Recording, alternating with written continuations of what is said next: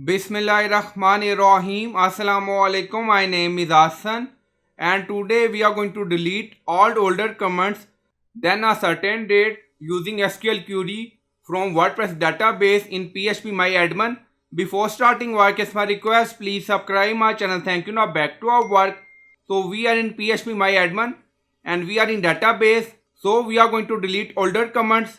So we are going to add query with date. Now you see SQL, so click on it. So we are in SQL section. Now paste query and you will find this query in video description or in comment section.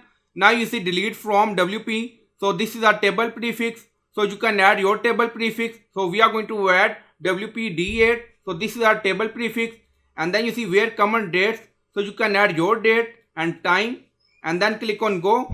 Now you see 5 rows deleted by using this query. So we deleted 5 older comments. This date we specify 2020-01 January. So in this query you can add your date and time. Now you see, and then you can delete older comments. And you will find this query in video description or in comment section. So I hope you like this video. Please like, comment, share, subscribe. Thank you for watching.